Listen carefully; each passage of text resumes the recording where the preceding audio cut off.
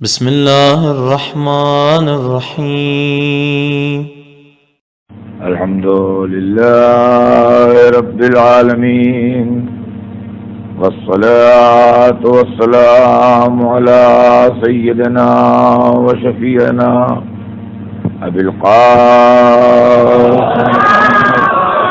وآلہ الطیبین الطاہرین المعصومین ولعنة الله على أعدائهم أجمعين من يومنا هذا إلى يوم الدين. أما بعد فقد قال الله سبحانه تبارك وتعالى في كتابه المبين وهو أصدق الصادقين اهدنا الصراط المستقيم. صلوات عليكم.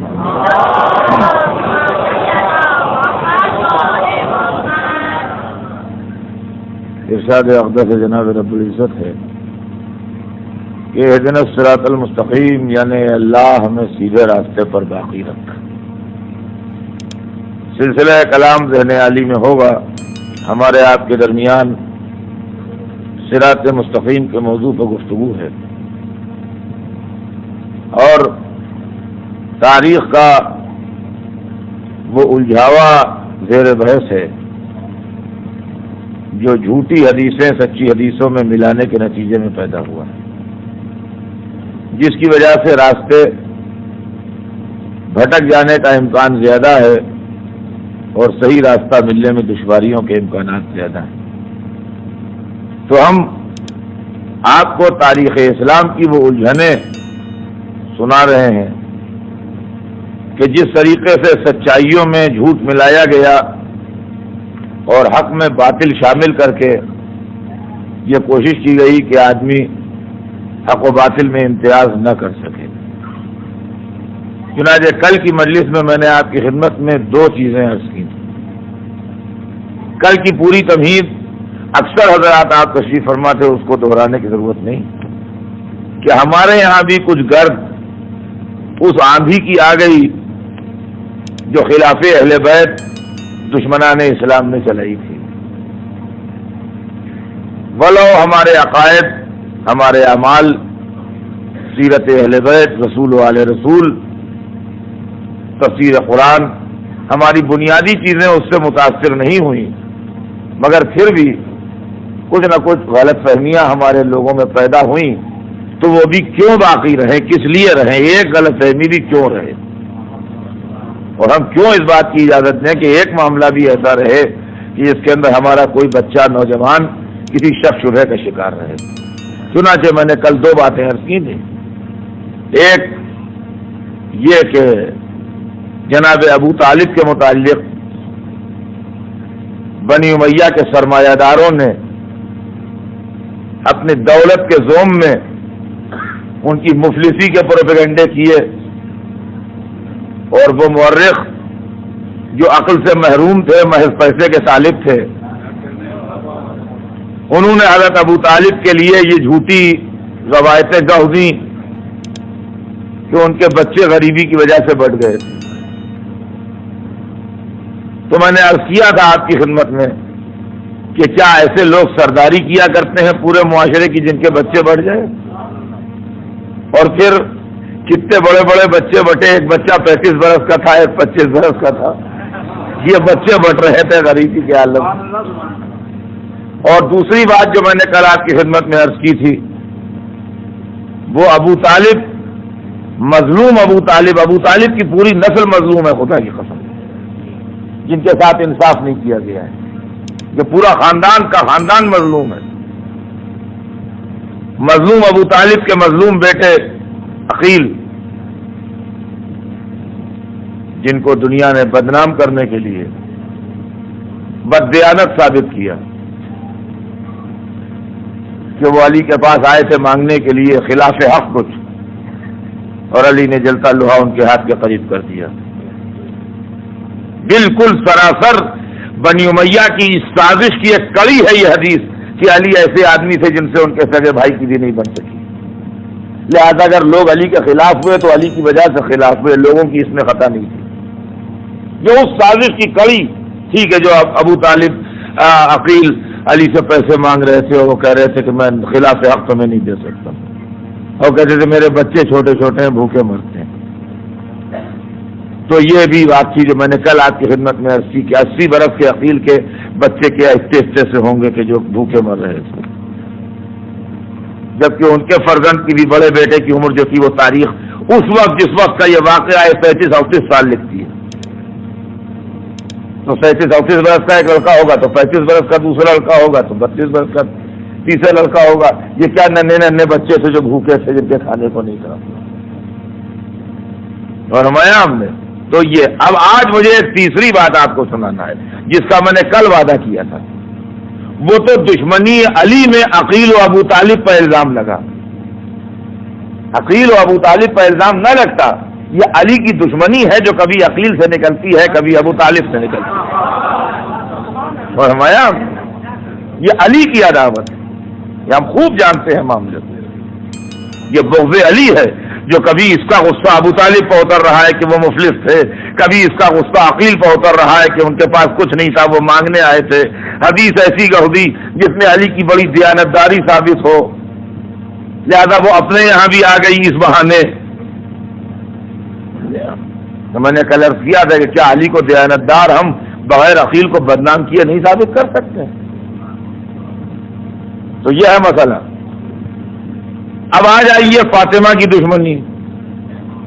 کل علی کی دشمنی کا نتیجہ تھی جو دونوں چیزیں میں نے سنائی تھی، جو حضرت ابو طالب پر مفلسی کا الزام رکھا گیا اور حضرت عقیل پر معاذ اللہ بددیانتی کا الزام رکھا گیا.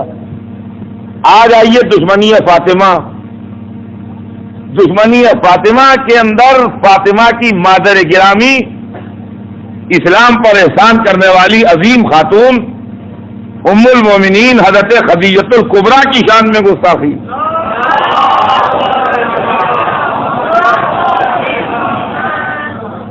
وہ عداوت علی کا نتیجہ تھی کل کی گرم. اب آج جو سناؤں گا وہ عداوت فاطمہ کا نتیجہ ہے. بڑا زبردست پروپیگنڈا. دیکھیے جھوٹ بھی ایک بڑی سائنٹیفک چیز بن چکا ہے، اور سیکنڈ گریٹ وار کے بعد سے لوگ اس کے سائنٹیفک ہونے کے قائل ہو گئے ہیں. ان کا اتنا جھوٹ بولو، اتنا بولو کہ سچ معلوم ہونے لگے. تو 1000 آدمی 1000 مرتبہ ایک بات کہے تو ایک آدمی ضرور کنفیوز ہو جائے گا کہ ہو سکتا ہے یہ صحیح ہو. تو وہی معاملہ ہے کہ تاریخ میں بولنے والوں کی کمی نہیں، لکھنے والوں کی کمی نہیں، روایتیں کرنے والوں کی کمی نہیں. سب مل کے کسی پالیسی کے تحت چیخ رہے ہیں تو اچھے لوگ کنفیوز ہو جائیں گے. اس کے اندر حیرانی کی بات نہیں ہے. چنانچہ زبردست پروپیگنڈا ہے اس بات کا کہ جناب خدیجہ کی شادی جب رسول اللہ سے ہوئی تو ان کی عمر 40 برس تھی، اور دوسرے یہ کہ ان کی اور شادیاں ہو چکی تھیں پہلے. یہ حضور سے پہلی شادی نہیں تھی. اس کا پروپیگنڈا زبردست ہے، زبردست پروپیگنڈا ہے کہ ان کی شادی پہلے نہیں ہوئی تھی، پہلے ہو چکی تھی اور ان کے شوہر تھے، اور حضور سے 2 شوہروں کے بعد شادی ہوئی. اس کا زبردست پروپیگنڈا ہے، زبردست. یعنی آپ سوچ ہی نہیں سکتے کتنا زبردست. اور یہ کہ وقت ان کی عمر 40 برس تھی. جب ان کی شادی رسول اللہ سے ہوئی تو 40 برس کی تھی، جب شادی رسول اللہ سے ہوئی تو 40 برس کی تھی. اتنا مل کے چیخ رہے ہیں 40 40 40 40 کہ ہمارے لوگ بھی اس مس انڈرسٹینڈنگ میں آ گئے کہ 40 برس. اچھا وہی بات میں بار بار جو ریپیٹ کر رہا ہوں وہ اس لیے کبھی ریپیٹ کر دیتا ہوں کہ ہو سکتا ہے کل کوئی آدمی نہ ہو، آج ہو، تو اس کے ذہن میں ذرا سا کلیئر ہو جائے. 1 منٹ میں کچھ بگڑتا نہیں کہ ان کا بھائی ہمارے علماء نے کیوں نہیں ٹوکا.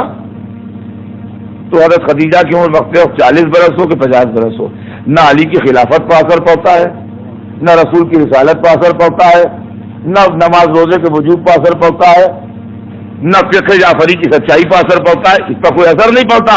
لہذا ہمارے علماء بھی اتنے کین نہیں ہوئے اس معاملے میں جتنے عقائد یا اعمال کے معاملے میں ہوتے ہیں. یہ ہو سکتا ہے کہ یہ تمام ہو کہ علماء کیا کیا تھا. تو علماء جو کام کرتے رہے، میں نے کل بہت تفصیل سے آپ کو سنا دیا، اب اس کو دہراؤں گا نہیں. کل کا کیسٹ سن لیجئے کہ ہمارے علماء نے کیا کام کیے ہیں اور کیا ان کے خدمات ہیں. یہ تو پر بدن نہ ہوئی ہے صاحب. لیکن یہ کہ صاحب 40 برس کی تھی. میں آپ کو اب سچائی بتاؤں کہ یہ 40 برس جو ہیں یہ میتھمیٹکس کے 40 نہیں ہیں.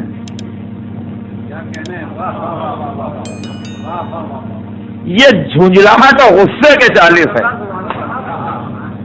دیکھیے میتھمیٹکس کی فیگر اور ہوتی ہے. میتھمیٹکس کے 40 کا مطلب ہے 40 40 نہ 39 اور نہ 41. یہ میتھمیٹکس کی جو فیگر ہوتی ہے 40 وہ 40 ہے, نہ 49 ہے نہ 41 ہے. آپ کو 40,000 درہم کسی کو دینا ہے تو 40,000 مینس 40,000, نہ 39,000 درہم آپ کو دینا ہے نہ 41,000 دینا ہے. لیکن ان کا 50 دفعہ آپ سے کہا آپ کی سمجھ میں نہیں آتا. یہ میتھمیٹکس کی فیگر نہیں ہے. 50 دفعہ کہا کا مطلب ہے کہ ہم نے بہت دفعہ آپ سے کہا. جی ان کو 1000 دفعہ سمجھایا ان کی سمجھ ہی میں نہیں آ رہا ہے. 1000 دفعہ کا یہ میتھمیٹکس کا 1000 نہیں ہے. یہ 1000 دفعہ 100 دفعہ ہم ان کی آ گئے ان سے ملاقات ہی نہیں ہوتی. 10 دفعہ آپ کو ٹیلی فون کیا آپ کا نمبر ہی نہیں ملتا. یہ جو فیگرز ہوتی ہیں جن میں گنتی بتائی جاتی ہے یہ میتھمیٹکس کے فیگر نہیں ہوتے ہیں. یہ بینک والے لیجر والے فیگر نہیں ہے کہ اگر ایک فیگر ادھر سے ادھر ہو جائے تو دن بھر سارا اسٹاف بھول جا رہے ہیں کیا ہوا. یہ وہ فیگر نہیں ہے. یہ میتھمیٹکس والے فیگر نہیں ہے. ان کا 1000 دفعہ آپ کیا گئے ہم آپ نہیں ملے تو 1000 دفعہ کا مطلب یہ ہے کہ 999 دفعہ نہیں گئے اور 1001 دفعہ نہیں گئے 1000 دفعہ گئے پورے. یہ وہ فیگر نہیں. تو یہ بات جو کہی جا رہی ہے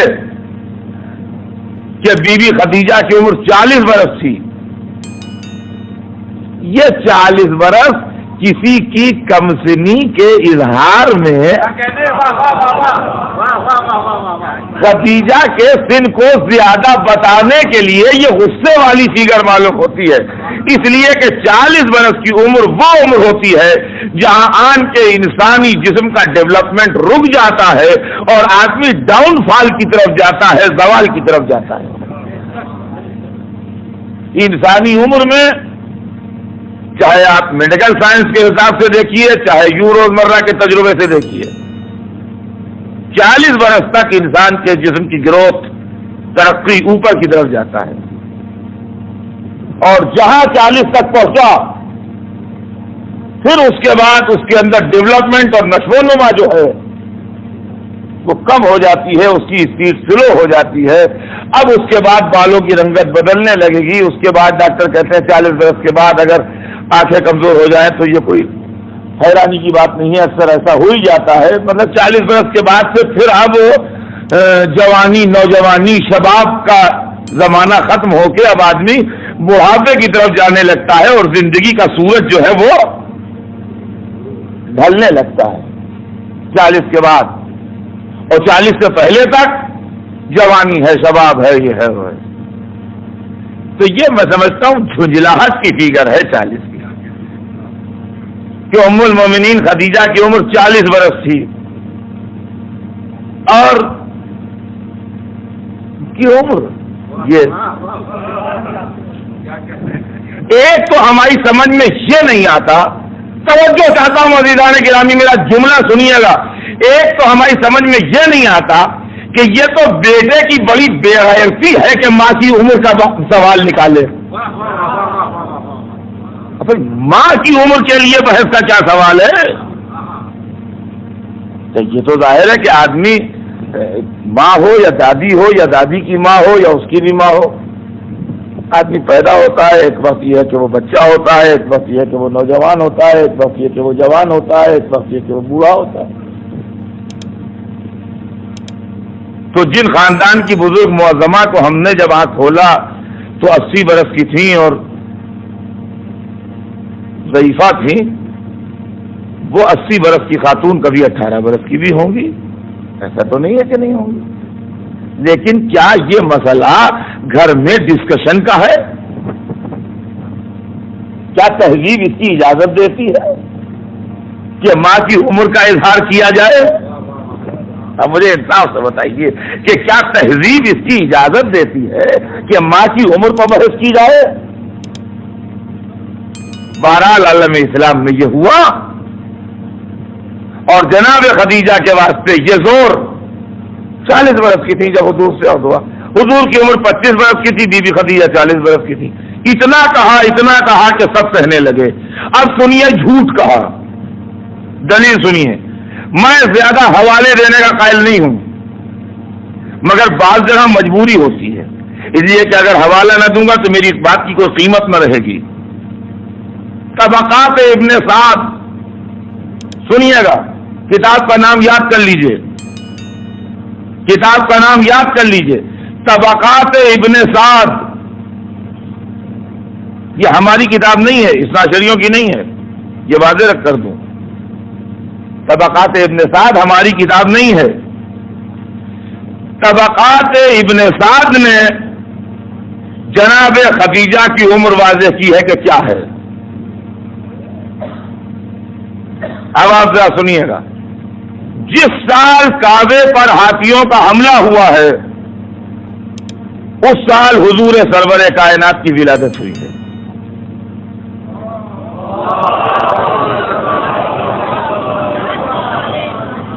یہ عالم اسلام کی ایسی متفقہ حقیقت ہے کہ جس سے کسی مورخ نے اختلاف نہیں کیا ہے. سن 1 عام الفیل، عام الفیل اس سال کو کہتے ہیں جس سال کعبے پر ہاتھیوں کا حملہ ہوا ہے، جس کا سورہ قرآن پاک میں ہے الم تری کیف فعل ربک باصحاب الفیل. جس سال کعبے پر ہاتھیوں کا حملہ ہوا اس سال حضور سرور کائنات کی ولادت باسعادت ہوئی ہے. یہ سب کو معلوم ہے. اب یہ ذہن میں رکھیے گا، دیکھیے ابھی عمر کا حساب ہوتا ہے. جس سال کعبے پر ہاتھیوں کا حملہ ہوا اس سال حضور سرور کائنات کی ولادت باسعادت ہوئی. طبقات ابن سعد میں لکھا ہے کہ کعبے پر ہاتھیوں کے حملے سے 3 برس پہلے خدیجہ کی پیدائش ہے. پھر سن لیجئے تاکہ ذہن میں کنفیوژن نہ رہے. طبقات ابن سعد میں لکھا ہے کہ کعبے پر ہاتھیوں کے حملے سے 3 برس پہلے بی بی خدیجہ پیدا ہوئی. تمام عالم اسلام میں لکھا ہے طبقات ابن سعد سمیت کہ جس سال کعبے پر ہاتھیوں کا حملہ ہوا اس سال حضور پیدا ہوئے. تو جن 2 بچوں کی عمر میں پیدائش کے وقت 3 برس کا فرق ہو، 15 برس کے بعد اتنا لمبا 25 برس کے بعد 15 برس کا گیپ کیسے ہو جائے گا؟ کیا ایک عمر سلو چلی ہے اور ایک عمر فاسٹ چلی ہے؟ کیا ڈبل اسپیڈ ہے عمروں کی کہ 25 برس کے بعد جو سن 1 میں پیدا ہوا تھا وہ تو 25 برس کا ہوا، اور جو 3 برس پہلے پیدا ہوئی تھی وہ 40 برس کی ہو گئی. یہ 12 برس کا فرق کہاں سے آ گیا اس کے اندر؟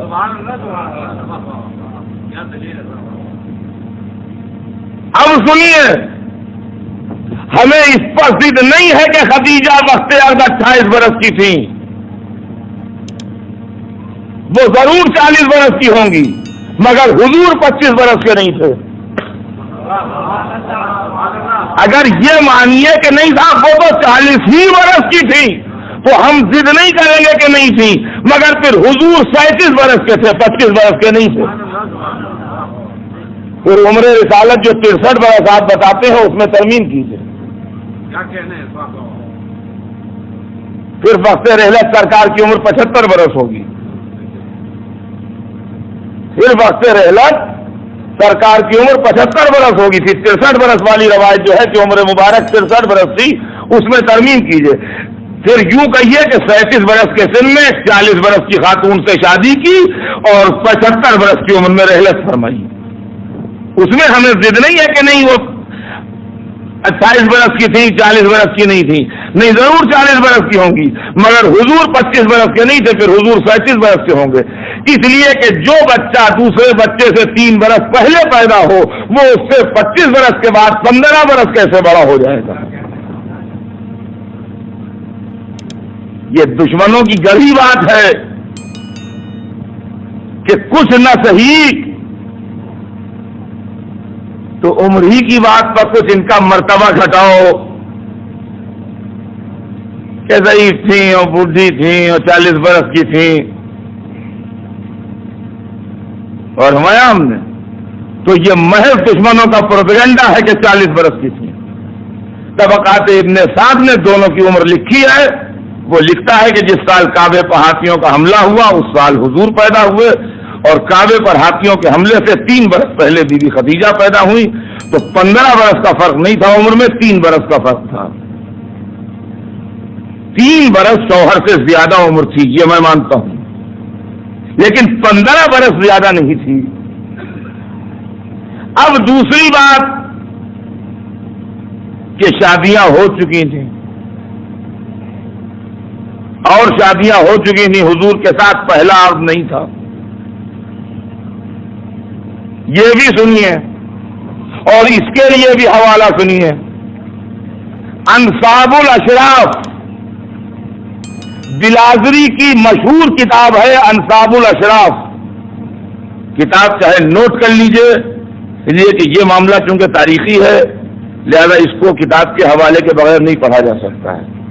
ورنہ میں حوالے والے کا آپ جانتے ہیں زیادہ قائل نہیں ہوں. اگر آپ کو مجھ پر اعتبار نہیں تو میرے حوالے پر کیا اعتبار ہوگا؟ سمجھے آپ؟ ہاں، میں اپنے اوپر اتنے عدم اعتماد کا شکار نہیں ہوں، لیکن بعض چیزیں ایسی ہوتی ہیں جہاں ضرورت ہوتی ہے، تو ضرورت ہے تو حاضر ہے. انصاب الاشراف کتاب کا نام، بلازری کی کتاب ہے مشہور انصاب الاشراف. اس کے اندر جناب خدیجہ کی شادی کی پوری تفصیل لکھتا ہے. وہ بھی ہمارا نہیں ہے، ہم میں سے نہیں ہے، وہ ادھر کا ہے، لیکن لکھتا ہے. کیا لکھتا ہے کہ بی بی خدیجہ کا سامان تجارت لے کے حضور 1 سال تشریف لے گئے شام. تو وہاں سے جب پلٹ کے آئے تو جناب خدیجہ کا ایک غلام تھا، میسرہ اس کا نام تھا، وہ ان کے کاروبار کی نگرانی بھی کرتا تھا اور ان کو آن کے پورے قافلے کی رپورٹ بھی دیتا تھا. اس نے بہت تعریف کی اور اس نے کہا کہ یہ صاحب جو سامان لے کے گئے اور انچارج تھے قافلے کے، ان کا اخلاق، ان کی محبت، ان کا ہر ایک کو خیال رکھنا، ہر ایک کی طرف دھیان دینا اور معاملت میں سچائی اور سمجھداری تجارت میں، اس کی وجہ سے ہم کو اس سال بے حد فائدہ ہوا ہے اور ہم کو کوئی زحمت اور پریشانی نہیں ہوئی.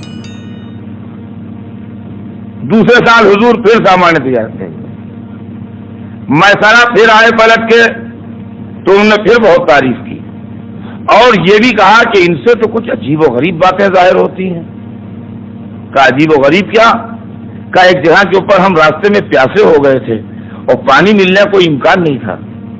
انہوں نے ایک پتھر کہا اس کو ہٹاؤ اور ذرا سا وہ ہٹایا اور وہاں وہ پانی ابلنے لگا اور پورے قافلے نے سیر ہو کے پانی پیا اور بہت پانی ہم نے بھر لیا بات کے لیے بھی، تو کوئی زحمت ہی نہیں ہوئی. اور ہم نے ان سے بات عجیب و غریب باتیں دیکھی، کچھ سمجھ میں نہیں آتا ہے کس طرح کے آدمی ہم کو. کیا دیکھا؟ کہا دھوپ میں ان کے سر کے اوپر ایک ابر کا ٹکڑا چلا کرتا ہے اور جس وقت تیز دھوپ ہوتی ہے ریگستان کی تو ان کے اوپر سایہ رہتا ہے. اور بھی کچھ باتیں ہیں جب کچھ سمجھ میں نہیں آتا. کہ کیا؟ کہ ریت کے اوپر چلتے ہیں تو ان کے پیروں کے نشان نہیں بنتے، جبکہ ہر آدمی کے پیروں کے نشان ظاہر ہے کہ نرم ریت کو پیروں کے نشان تو ضرور بن جاتے ہیں، ان کے پیروں کے نشان نہیں بنتے. لیکن یہ عجیب بات ہے کہ ہم نے ان کو پتھر پر چلتے دیکھا ہے تو ان کے نشان بنتے رہتے ہیں. کچھ عجیب باتیں ہیں، کچھ ہمیں سمجھ میں نہیں آتا. مگر اور صاحب ان کا اخلاق اور ان کی مروت اور ان کی خوبیاں اور ان کی تعریف اور یہ کہ ہر ایک کا خیال رکھنا اور چھوٹے سے چھوٹے آدمی کے ساتھ اخلاق برتنا اور کمزور سے کمزور جو انسان تصور کیا جائے جس کی طرف کوئی مڑ کے نہ دیکھے اس کا پورا خیال اور پورے اس کو آنر دینا، عزت دینا، یہ تمام باتیں. اور پھر یہ کہ تجارت میں اتنے باتوں کے باوجود اتنے سمجھدار کہ کسی کو شکایت بھی نہ ہو، معاملت میں کھوٹ بھی نہ آئے، مگر یہ کہ ہمارا مال بڑا نفع میں بک رہا ہے اور بڑا ہم کو یہ واقعہ. اب آپ ذرا سنیے گا اس کے بعد کا آگے قصہ سنیے. بلاغری لکھتا ہے انصاب الاشراف میں، یہ ذہن میں رہے کہ ایک بیوی تھی جن کا نام نفیسہ تھا، ایک خاتون تھی جن کا نام نفیسہ تھا، جو جناب خدیجہ کے پاس آیا جایا کرتی تھیں، اور گویا اس طرح سے یوں کہہ لیجئے کہ جناب خدیجہ کی سہیلی ٹائپ جیسے ہوتی ہیں ساتھ میں بیٹھنے والی عورتیں، اس ٹائپ سے تھی، اور تاریخ نے ان کا نام کیا لکھا ہے؟ نفیسہ۔ ایک دن یہ نفیسہ حضرت رسول اللہ سے ملی اور کہنے لگی کہ آپ شادی کیوں نہیں کرتے، اب تک آپ نے شادی کیوں نہیں کی؟ نفیسہ نے حضور سے سوال کیا کہ آپ نے اب تک شادی کیوں نہیں کی؟ تو حضور نے ایک بڑا مختصر اور جامع جواب دیا کہ ابھی میرے حالات ایسے نہیں ہیں۔ چھوٹا سا جواب ڈالنا۔ انہوں نے کہا آپ شادی کیوں نہیں کر لیتے؟ تو ان کا ابھی میرے حالات ایسے نہیں ہیں۔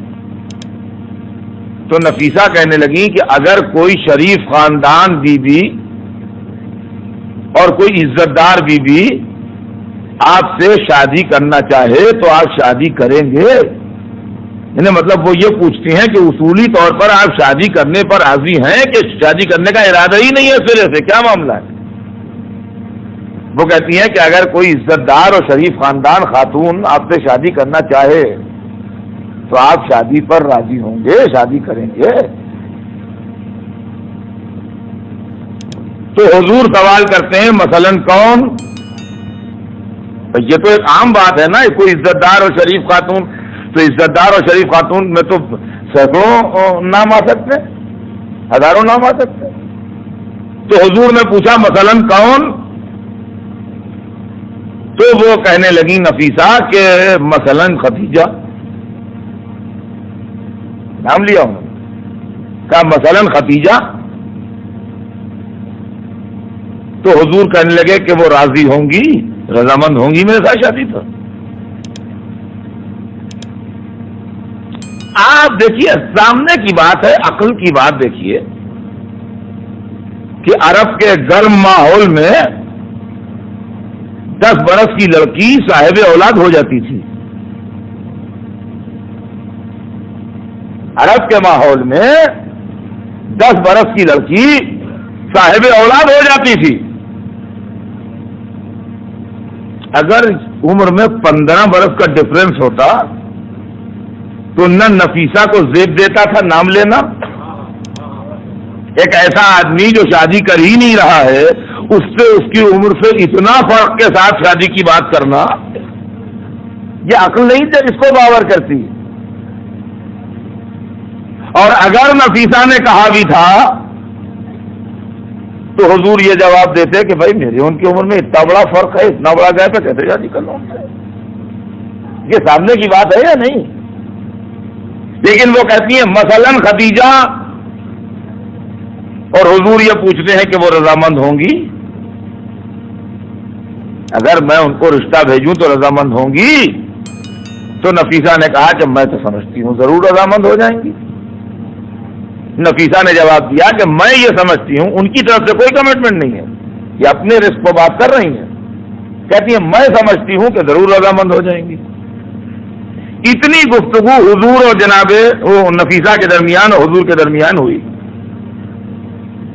اس گفتگو کے بعد حضور بیت الشرف میں تشریف لے گئے اور اپنے چچا سے جو مثل باپ کے پال رہے تھے پوری گفتگو نقل کی، جناب ابو طالب سے پوری گفتگو نقل کی کہ چچا آج راستے میں وہ نفیسہ جو ہیں وہ ملی تھی اور انہوں نے مجھ سے یہ گفتگو کی۔ باپ زندہ ہوتے تو شاید باپ سے کہتے، اب باپ کی جگہ چچا تھے تو چچا سے کہا۔ چچا نے گفتگو سنی اور کہا ٹھیک ہے میں اس پر غور کروں گا۔ وہ گفتگو سن کے گھر میں آئے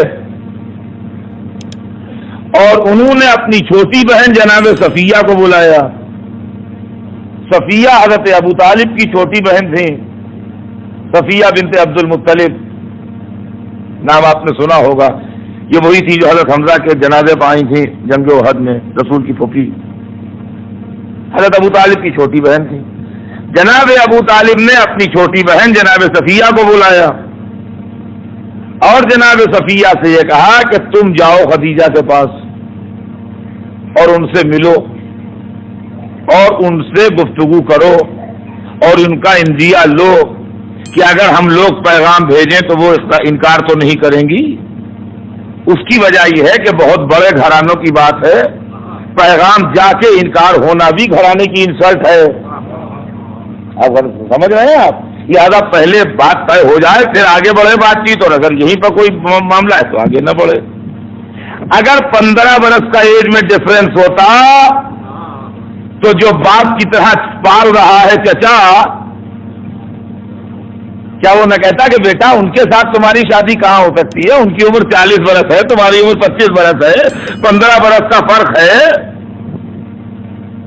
کوئی دکھی نہیں ہے تمہاری شادی وہاں ہونے کا. آپ انصاف سے بتائیے ہے بات کہ نہیں ہے؟ انہوں نے بہن کو بھیجا, چھوٹی بہن کو اپنی, کہ بہن تم جاؤ اور جا کے ذرا خدیجہ سے بات کرو, دیکھو خدیجہ کیا کہتی ہیں. جناب صفیہ بنت عبد المطلب تشریف لے گئیں جناب خدیجہ کے گھر, اور باتوں باتوں میں انہوں نے کہا کہ ہم اگر اپنے بھتیجے کا پیغام تمہارے ساتھ دیں تو تم انکار تو نہیں کر دو گی؟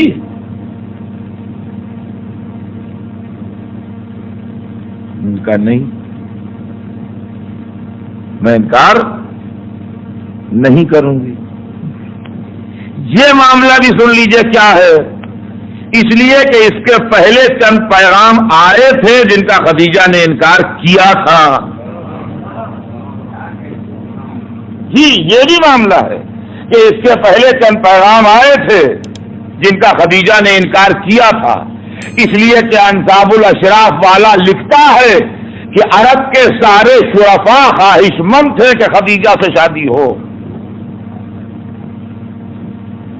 عرب کے سارے شرفاء خواہش مند تھے کہ خدیجہ کے ساتھ ان کا رشتہ ہو جائے, لیکن جو پیغام دیے گئے ان کو خدیجہ نے منظور نہیں کیا اور انکار کیا. اس لیے یہ انتظام ہو رہا ہے کہ یہ پیغام جو ہے یہ انکار تو نہیں ہو جائے گا. ان کا نہیں, میں انکار نہیں کروں گی. اب باقاعدہ پیغام دیا گیا. اب اس گفتگو کے بعد جب جناب صفیہ آئی, انہوں نے اپنے بڑے بھائی سے کہا کہ بھائی, وہ کہتی ہیں کہ ٹھیک ہے مجھے انکار نہیں ہے. تو ان کا ٹھیک ایسی بات ہے تو بسم اللہ پیغام دو. اب پیغام دیا گیا, اب باقاعدہ پیغام جیسے ہوتا ہے دنیا میں یہ دیا گیا. اب جو پیغام دیا گیا میں پھر ریفرنس دوہرا دوں, انصاب الاشراف. اب جو پیغام دیا گیا تو خدیجہ کے والد نہیں تھے, انتقال کر گئے تھے. ان کے بڑے بھائی کزن ورقہ ابن نوفل موجود تھے. ان کے کزن برادر تھے ورقہ ابن نوفل, جو جن کا میں نے پرسوں نرسوں ذکر کیا تھا کہ وہ تورات و انجیل پڑھے ہوئے تھے. ہاں, انہوں نے مسجد الحرام میں تمام قبائل عرب کے اشراف کو مدعو کیا. اب دیکھیے گا, یہ لکھا ہے بلازری نے, سنا میں رہا ہوں. ورقہ ابن نوفل نے تمام اشراف عرب کو جو مکے میں رہتے تھے قبائل کے, ان کو سب کو خانہ مسجد الحرام میں یعنی خانہ کعبہ کے گرد وہاں مدعو کیا. وہ لوگ سب آئے, تمام اشراف مکہ شریف لوگ مکے کے آئے, اور ان کے درمیان کھڑے ہو کے ورقہ ابن نوفل نے ایک تقریر کی اور کہا کہ آپ حضرات ہمارے خاندان, ہمارے نام و نسب, ہمارے بزرگوں اور ہم سے واقف ہیں. آپ ہماری بہن خدیجہ سے بھی واقف ہیں. آپ حضرات ہماری بہن خدیجہ کے متعلق کیا جانتے ہیں؟ اتنی تقریر کر کے وہ بیٹھ گئے. عرب کا دستور یہ تھا کہ ہر قبیلے کا ایک اسپوکس مین ہوتا تھا جو بولتا تھا اس کی طرف سے. بڑے بڑے قبیلے جو تھے عرب کے مشہور مکے کے, وہ ایک کے بعد ایک ان کے اسپوکس مین کھڑے ہوئے، تقریریں چاہے مختلف ہوں مگر مضمون ایک تھا، اور وہ یہ تھا کہ آپ کا خاندان بہت اعلیٰ، آپ کا نام و نسب بہت بلند، اور آپ کی بہن خدیجہ کے لیے سوائے نیکی اور اچھائی اور خیر کے ہمارے علم میں کوئی بات نہیں۔ ہم سب ان کے تعلق سے صرف نیکی جانتے ہیں، اچھائی جانتے ہیں، خیر جانتے ہیں، قابل تعریف باتیں جانتے ہیں، اس کے علاوہ اور کوئی بات ہمارے علم میں نہیں ہے۔ جب قبائل والے یہ تقریریں کر چکے تو برکا پھر کھڑے ہوئے، انہوں نے کہا آپ حضرات نے جو کچھ فرمایا وہ سب نے سنا، اور جن خیالات کا اظہار کیا ہمارے متعلق اور ہمارے خاندان کے متعلق اور ہماری بہن کے متعلق، اس کا شکریہ۔ اب ہم آپ سے یہ پوچھنا چاہتے ہیں کہ کیا ایسی بیوی کو جو ان خوبیوں اور خصوصیتوں کی حامل ہو بلا شادی کے رہنے دیا جائے؟ میں یہ کہتا ہوں کہ بلادری کا یہ مضمون پڑھیے، اس کے بعد سوچئے کہ کیا تیسری چوتھی شادی میں یہ کھکھیل ہوتی ہے؟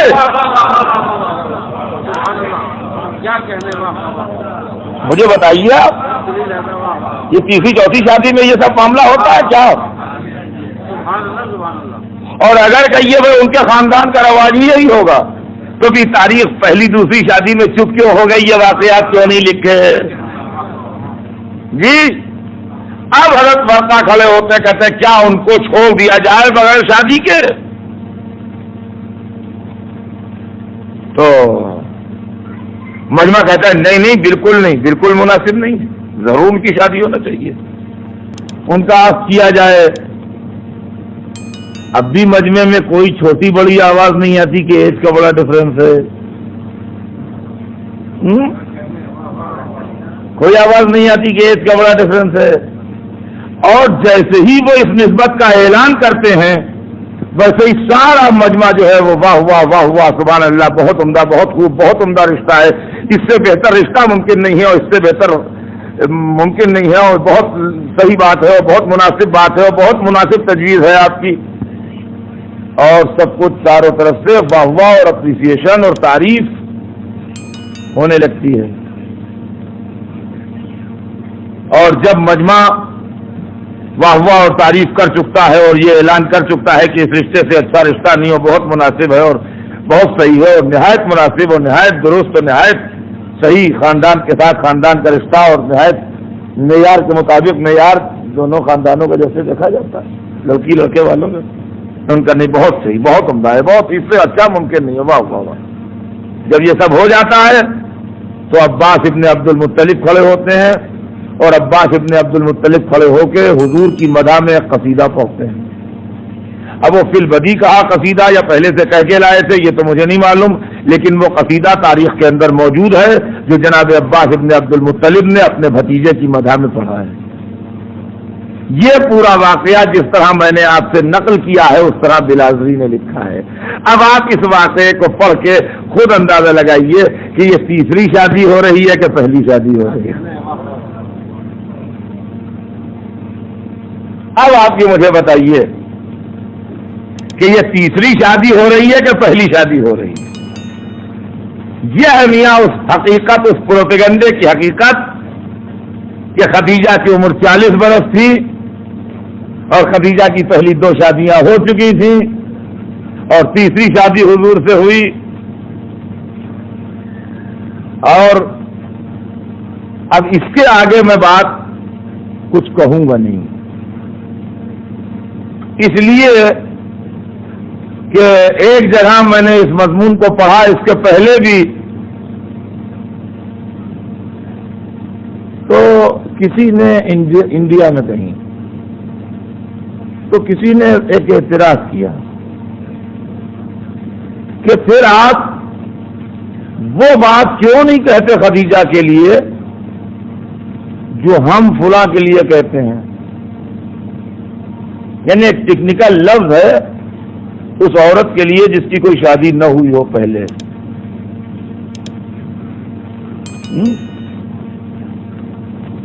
تو ہم نے صاف کہہ دیا کہ ہم شرفا میں اس قسم کی باتیں کرنے کا دستور ہی نہیں ہے. صلوات بھیجتے ہیں محمد.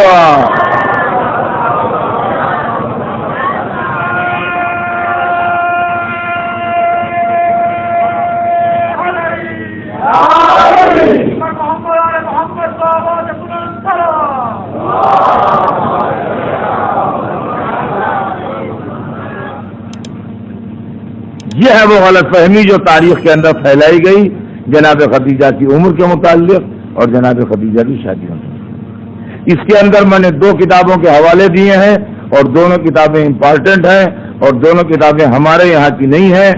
ایک انصاب الاشراف کا حوالہ دیا ہے اور ایک طبقات ابن سعد کا حوالہ دیا ہے. جناب خدیجہ کی عمر کے سلسلے میں طبقات ابن سعد کا حوالہ ہے اور ان کے عقد کے سلسلے میں انصاب الاشراف کا حوالہ ہے. یہ دونوں ذہن میں رکھیے، یہ دونوں باتیں ذہن عالی میں رہیں. اب آئیے دوسری بات، جلدی وقت تمام ہے. اب جلدی سے دوسری بات بھی ہو جائے مختصر، اگر نہیں ہو سکی مکمل تو کل مکمل ہوگی. اور وہ یہ کہ حضور سرور کائنات کی اور بیٹیاں بھی تھیں جناب سیدہ کے علاوہ. پورے انتظامات کے ساتھ آئے مورخ، بیٹیوں کا نام بھی لکھا، ان کے شوہروں کا نام بھی لکھا اور اپنے حساب سے بالکل بات کمپلیٹ کر دی. ہاں، اور وہی بات جو میں بار بار دوہرا رہا ہوں کہ دھوکے میں ہمارے یہاں بھی بعض لوگ اس کو لکھ گئے. لکھ گئے تو لکھ گئے، کوئی گھبرانے کی بات نہیں. اس سے عقائد پر ہمارے کوئی اثر نہیں پڑتا، صداقت پر ہماری کوئی اثر نہیں پڑتا. رہ گیا لکھ گئے، جو لکھ گئے غلط لکھ گئے، ہمارے اس کو ٹھیک کیے لیتے ہیں. لکھ گئے غلط لکھ گئے، دھوکہ ہو گیا، آدمی غلطی ہو گئی، ہمارے اس کو کریکٹ کیے لیتے ہیں. کوئی ایسی بات نہیں. کیا لکھتے ہیں کہ سب سے بڑی زینب تھی، ان سے چھوٹی ام کلثوم تھی، ان سے چھوٹی رقیہ تھی، ان سے چھوٹی جناب سیدہ تھی. سب سے چھوٹی جناب سیدہ تھی، ان سے 3 بہنیں بڑی تھیں، زینب، ام کلثوم، رقیہ. ہاں یہ بات ضرور ہے کہ رسول اللہ سب سے زیادہ چاہتے جناب سیدہ کو تھے. یہ لکھا ہے سب نے کہ سب سے زیادہ محبت جناب سیدہ سے تھی. یہ لوگ رسول کی عدالت کے پیچھے پڑے ہیں.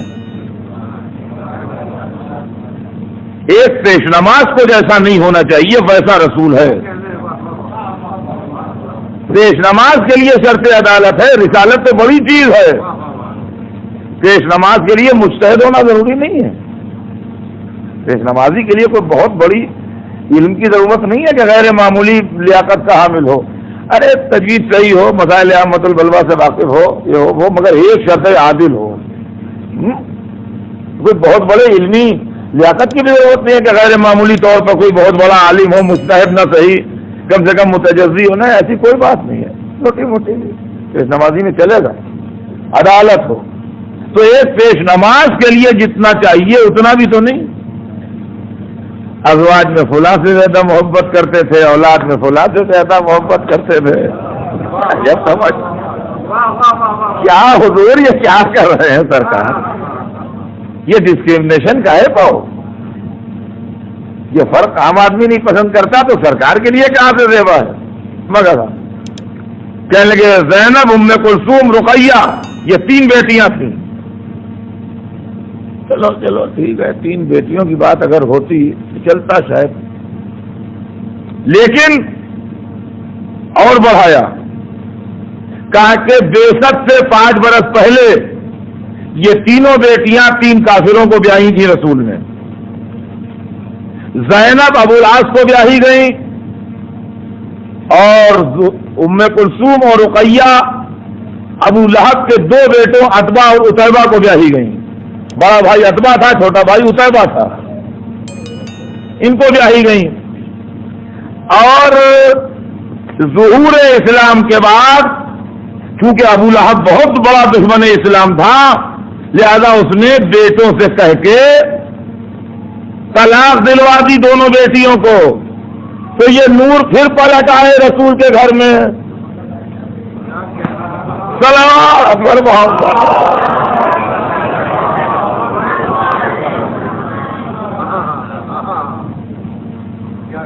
اب اس کے آگے آپ خود ہی بیان بڑھا لیں.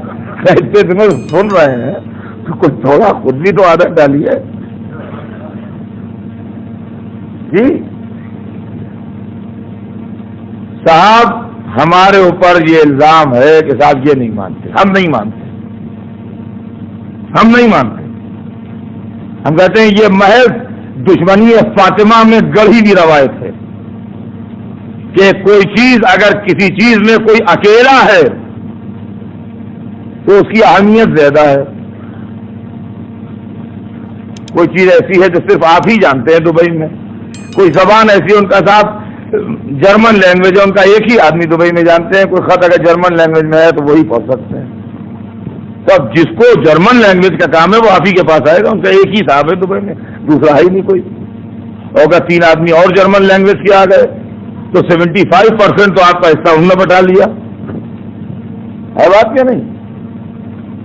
تو وہی معاملہ ہے کہ رسول کی بیٹیاں اور بھی ٹھیک ہے، اور بھی ایک ایک چیز کو واضح کر دوں عزیزان گرامی، یہ بات زبردست پروپیگنڈا ہے اور اپنے بھی اچھے اچھے دھوکے میں ہیں. ولو ہمارے سب کانٹیننٹ میں نہ صحیح لیکن باہر ہے. ہندوستان پاکستان میں نہیں ہیں لوگ اس دھوکے میں، مگر ہیں بہت سی جگہ پر ہیں. تو آپ اس کو کلیئر رکھیے دماغ میں. پہلے تو میں بچوں والی بات سناؤں گا جو ہر ایک کو یاد ہو جائے، اور وہ ایک دفعہ سنا بھی چکا ہوں، یا پھر ریپیٹ کروں گا، اور اس کے بعد پھر اس کے آگے سناؤں گا. پہلی بات تو یہ کہ روایت کا حساب نہیں جوڑا.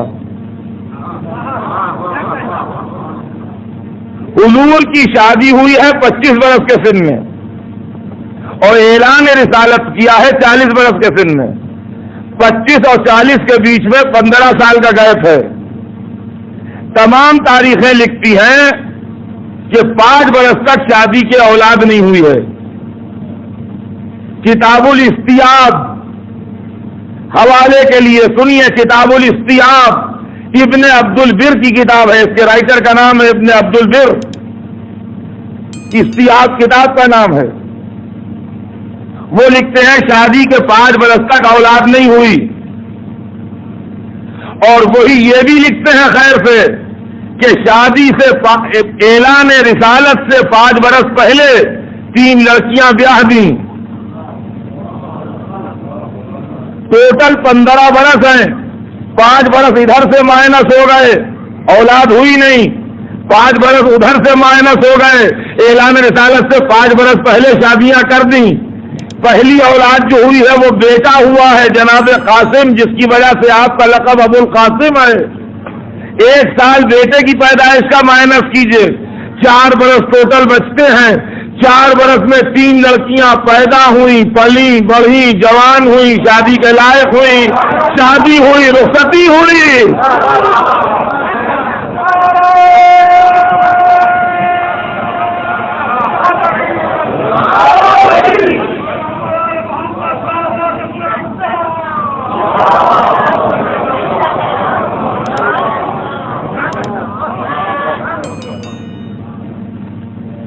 یہ تو میتھمیٹیکل کیلکولیشن ہے.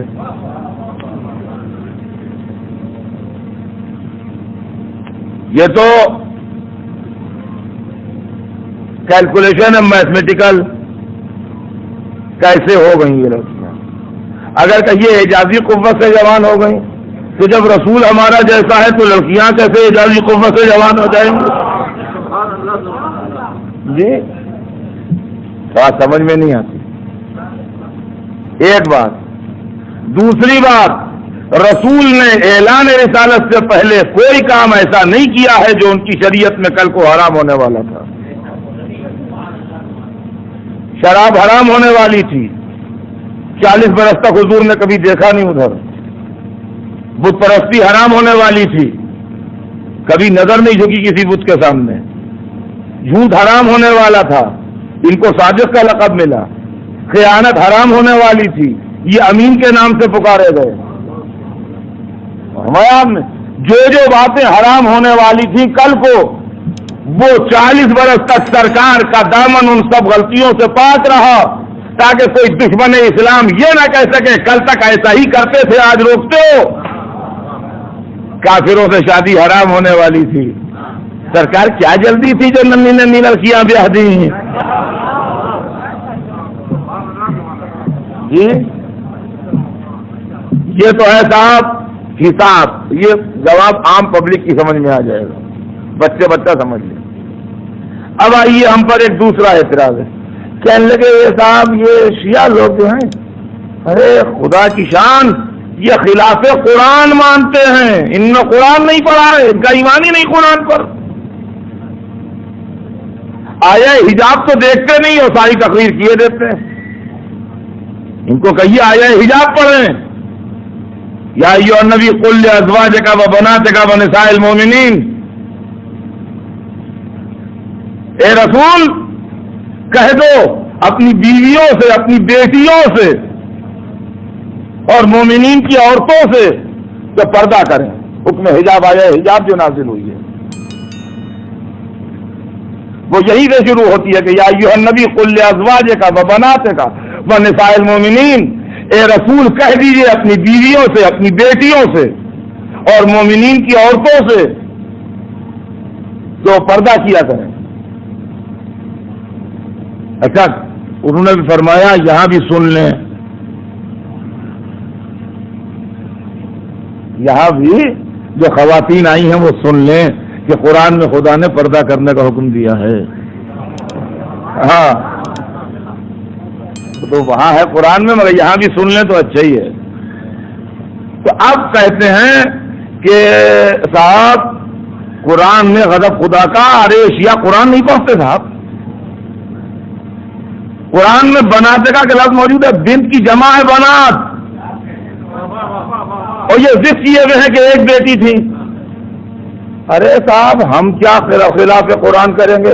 ہمارا رسول خلاف قرآن کرتا ہے، ہم کیا کریں؟ ارے کیا کفر بک رہے ہو؟ کیوں نہیں؟ قرآن میں ہے ابنانا و ابناکم، نسانا و نساکم، انفسنا و انفسکم، تینوں جگہ جمع کے صیغے ہیں، اور رسول کہیں ایک بھی جگہ تین نہیں لے کے جا رہے ہیں. 2 بیٹے، ایک نفس، ایک عورت. قرآن میں جمع کا صیغہ، رسول کا عمل یہ کہ جب رسول ہی نہیں عمل کرتا تو ہم کیا کریں گے؟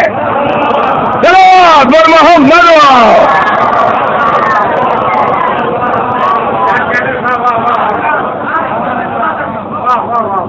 سنیے.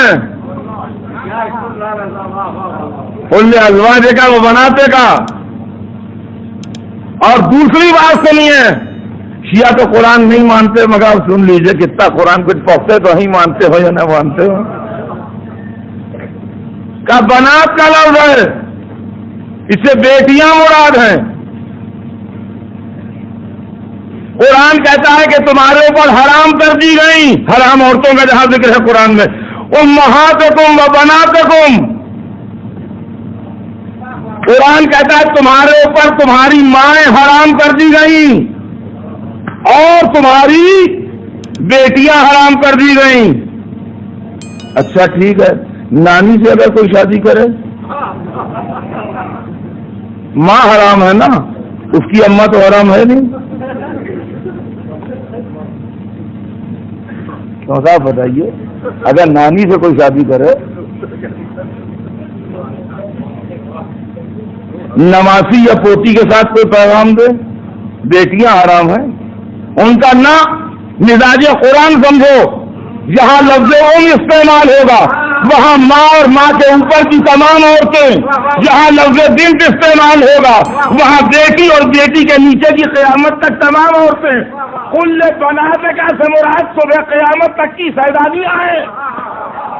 صلوات بر محمد.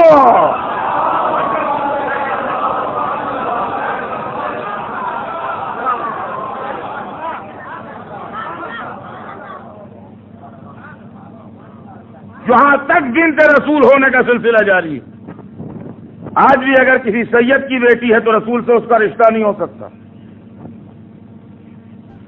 وہ 30ویں پشت میں ہو یا 35ویں پشت میں ہو، وہ بنت سیدہ ہے، وہ سیدہ رسول کی صاحبزادی۔ رسول کا رشتہ اگر اس وقت حضور تشریف لے آئیں تو کسی سید کی لڑکی سے نہیں ہو سکتی، شادی نہیں ہو سکتی۔ کیوں نہیں ہو سکتی؟ وہ بیٹی۔ اب سمجھے آپ قرآن، آپ نہیں سمجھے قرآن کا پھیلاؤ۔ یہ خالی مکے مدینے کی کتاب نہیں ہے، صبح قیامت تک کی کتاب ہے۔ کل ازواجک و بناتک و نساء المومنین۔ اور تیسری سنیے، قرآن مانتے ہو نہ مانتے ہو، ہم کو سمجھتے ہم بھی ہیں۔ آیہ حجاب نازل ہوئی ہے سن 8 ہجری میں، سن لیجیے اور ریکارڈ ہو جائے۔ ہاں میں نے کہا نا کہ ایسا پڑھ جاؤں کہ کل کو کوئی ریسرچ کرے تو سیناپسس تو کم سے کم بن جائے۔ آیہ حجاب نازل ہوئی ہے سن 8 ہجری میں، اور رسول کی ان تینوں بیٹیوں میں سے تیسری بیٹی کی رحلت ہوئی ہے سن 7 ہجری میں۔ جس وقت آیہ حجاب نازل ہوئی ہے اس وقت جناب سیدہ کے علاوہ کوئی زندہ نہیں تھی، تو قرآن نے لفظ بنات کیسے استعمال کیا؟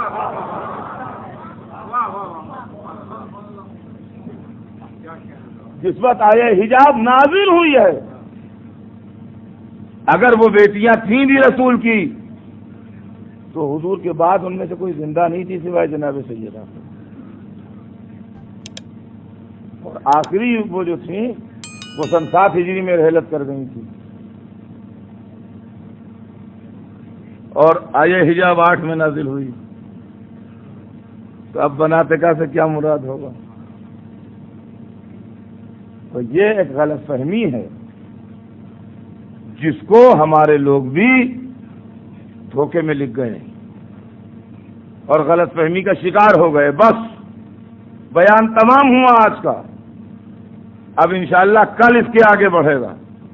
کل یہاں امام چہارم کی شہادت کی مجلس ہوگی، اس کے بعد تابوت بھی اٹھے گا، اور بعد مجلس و تابوت نیاز کا بھی اہتمام ہے۔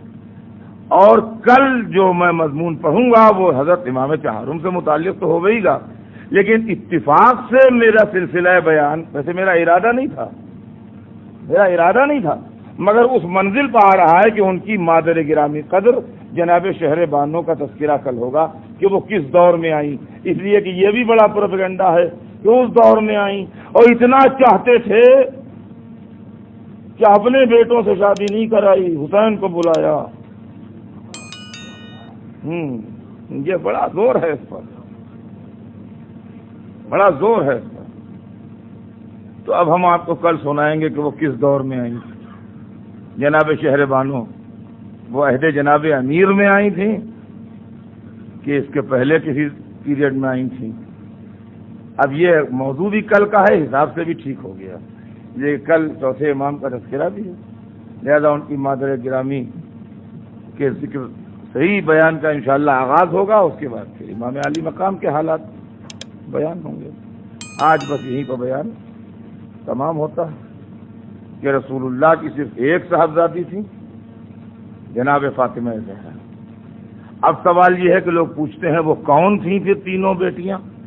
تھیں تو کوئی، بے شک تھیں، وہ نہ رسول کی بیٹیاں تھیں، نہ ام المومنین خدیجہ کی بیٹیاں تھیں، وہ ان کی کزن سسٹر کی بیٹیاں تھیں۔ بچپن میں ان کے ماں باپ مر گئے تھے، تو جیسے کوئی عزت دار شریف گھرانے کی بزرگ خاتون لڑکیوں کو گھر میں بلا کے رکھ لے، اس طرح جناب خدیجہ نے ازراہ انسانی ہمدردی ان بیٹیوں کو بلا کے گھر میں رکھ لیا تھا۔ اب یہ تو آدمی کے اپنے مزاج کرم پر ہے کہ اس طرح پالے کہ جیسے یتیم خانے میں پلتا ہے بچہ، یا اس طرح پالے کہ اس کو یتیمی کا احساس نہ ہو۔ تو یہ تو خدیجہ کی خصلت کرم تھی کہ انہوں نے ان بیٹیوں کو اس طرح نہیں پالا کہ ان کو یہ احساس ہو کہ ماں باپ مر گئے ہیں، یتیم خانے میں پل رہے ہیں، بلکہ ان کو اس طرح پالا جیسے بیٹیاں پالی جاتی ہیں۔ اور جب وہ لڑکیاں جوان ہوئیں تو جہاں جہاں سے پیغام آتے گئے حضور شادی کرتے گئے، اس لیے کہ شریعت ابھی آئی نہیں ہے، حکم ابھی نافذ ہوا نہیں ہے، کس اتھارٹی سے حضور شادی کو روکیں؟ اس لیے کہ اگر 63 سے 5 برس پہلے شادیاں کی ہیں حضور نے تو خود سرکار کی عمر مبارک بھی تو 35 برس تھی اس وقت۔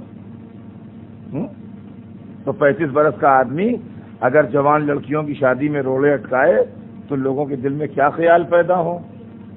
جو قوم رنگیلا رسول لکھ دے وہ نہ جانے کیا اور کچھ کر ڈالے۔ لہذا جہاں جہاں پیغام آتے گئے شادی کرتے گئے، اور ظاہر ہے وہی سلوک کیا جو ایک باپ کو ایک بزرگ کو کرنا چاہیے۔ تو وہ سلوک حضور سرور کائنات کے حسن اخلاق سے بعید بھی نہ تھا، بلکہ ہم اسی کی امید کرتے تھے۔ تو سرکار نے وہی ہمیشہ سلوک کیا اور وہی حسن اخلاق سے پیش کیا۔ اور بیٹی جو تھی وہ سیدہ تھی۔ جب ان کی شادی کا وقت آیا تو پھر حضور نے بھی کہا کہ اس معاملے میں مجھے اختیار نہیں ہے، خدا کو اختیار ہے۔ وہ پھر کسی موقع پر عرض کروں گا، آج وقت بالکل ختم ہو گیا۔ بیٹی سیدہ تھی جن کے دروازے پر سلام کرتے تھے، جن کے لیے فرمایا فاطمہ تو بذت منی من آزاہا فقد آزانی، فاطمہ میرا ٹکڑا ہے، جس نے اس کو اذیت پہنچائی اس نے مجھ کو اذیت پہنچائی۔ فاطمہ زہرا کا غم گوارا نہ تھا، فاطمہ زہرا کا رنج گوارا نہ تھا، فاطمہ زہرا سے جدائی گوارا نہ تھی۔ اور عالم یہ تھا کہ جب سفر پر جاتے تھے سرکار تو سب کے آخر میں جناب سیدہ سے ملنے آتے تھے، اور جب واپس آتے تھے تو سب سے پہلے جناب سیدہ کے یہاں آتے تھے۔ 2-4 دفعہ کے بعد لوگوں نے سوال کیا، سرکار ہم نے یہ محسوس کیا ہے کہ جاتے وقت آپ سب سے آخر میں جاتے ہیں جناب سیدہ کے گھر، اور آتے وقت سب سے پہلے جاتے ہیں۔ فرمایا ہاں تم ٹھیک کہتے ہو، میں یہ سوچتا ہوں کہ میرے اور فاطمہ کے درمیان فراق کا وقفہ جتنا کم ہوتا ہے، اس کا مطلب یہ ہے کہ حضور اپنے اور فاطمہ کے فراق کو منٹوں کے حساب سے جوڑتے تھے۔ دیکھیے منٹوں کے حساب سے جوڑتے تھے، گھنٹوں کے حساب سے بھی نہیں، منٹوں کے حساب سے جوڑتے تھے اپنے اور فاطمہ کے فراق۔ اور پھر خدا کی قسم باپ کو ایسی محبت تھی تو بیٹی کو بھی ویسی محبت تھی۔ باپ کے بعد ایک دن بھی آنسو تھما نہیں۔ بس میں مجلس تمام کر رہا ہوں، کبھی بیٹوں کو دیکھ کے روئیں؟ کہا تمہارا چاہنے والا نانا کیا ہوا؟ اور کبھی ممبر کو دیکھ کے روئیں کہ اس پر خطبہ پڑھنے والا کہاں چلا گیا؟ کبھی محراب کو دیکھا اور گریہ کیا یہاں نماز پڑھانے والا کہاں چلا گیا؟ اور ایک دن مولا علی سے کہا کہ یا علی کبھی میں نے آپ سے کوئی فرمائش نہیں کی۔ علی نے سر جھکایا، کہا بے شک بنت رسول آپ نے کوئی فرمائش نہیں کی۔ کہا میرے بابا نے منع کر دیا تھا کہ علی سے فرمائش نہ کرو، اور آج بھی میں فرمائش نہ کرتی اگر مجھے ذرا سا شبہ ہوتا کہ اس کا پورا کرنا آپ کے امکان میں ہے یا نہیں، مگر مجھے یقین ہے کہ آپ کے امکان میں ہے، اس لیے فرمائش کر رہی ہوں۔ کہا فرمائیے۔ کہا آپ کے پاس میرے بابا کا وہ پیرہن ہے جس نے میرے بابا کو غسل دیا، وہ پیرہن مجھے ایک دفعہ دکھا دیجیے۔ فاطمہ کی پہلی اور آخری فرمائش تھی۔ علی سر جھکائے ہوئے اٹھے، پیرہن رسول جہاں رکھا تھا وہاں سے نکالا، سیدہ کی خدمت میں لا کے پیش کیا۔ سیدہ نے پیرہن کو گود میں لیا، اپنے بابا کی خوشبو محسوس کی، پیرہن کو کلیجے سے لگا کے رونے لگی۔ میں کہوں گا بی بی تیروں سے چھلنی تو نہ تھا، تلواروں سے ٹکڑے تو نہ تھا، اے شہزادی پیرہن میں خون کے دھبے تو نہ تھے؟ اے بی بی اگر تسلی دینا ہے تو اس بچی کو تسلی دیجئے جو اپنے بابا کی میت سے لپٹی رو رہی ہے، ٹکڑے ٹکڑے میت سے لپٹی ہوئی ایک بیٹی شام غریبہ میں رو رہی ہے۔ اے میرے بابا آپ کے بعد ظالموں نے تماچے لگائے ہیں۔ سیدہ عالم اللہ اللہ کیا محبت تھی رسول سے کہ بلال آئے تو کہا بلال اذان نہیں دیتا میرے بابا کے بعد، تو نہیں آتا ہمارے دروازے پر۔ بلال رونے لگے، کہا بی بی میں ان میں نہیں ہوں جو یہ دروازہ چھوڑ دوں، مگر اب کس کے لیے آزاد ہوں؟ اب کس کے لیے آزاد ہوں؟ میں چلا گیا مدینے سے باہر، اب میں مدینے میں نہیں رہتا، اب میرا دل مدینے میں نہیں لگتا، میں آپ کا غلام ہوں، آپ کا در نہیں چھوڑ سکتا، آپ ہی کے در پر سلام کو حاضر ہوا ہوں، مجھے اور کسی سے کوئی مطلب نہیں۔ کہا بلال جب سے بابا گئے تیری آواز بھی تو نہیں سنی۔ کہا بی بی اب حکم نہ دیجئے میں اذان نہ دوں گا۔ کہا بلال تجھے میرے حق کی قسم ایک دفعہ اذان تو سن، جب حق سیدہ کی بات آئی بلال ہاتھ جوڑ کے سر جھکا کے بیٹھ گئے کہ اب اس کے آگے کیا کہہ سکتا ہوں، جو حکم و آزادی، آزادی حکم پر۔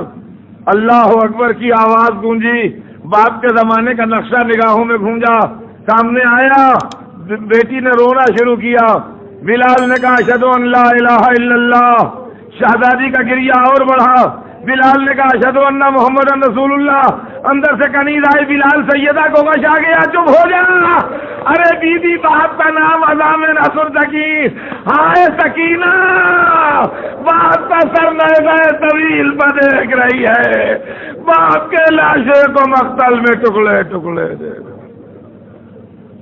لبیک یا حسین، لبیک یا حسین، لبیک یا حسین، لبیک یا حسین۔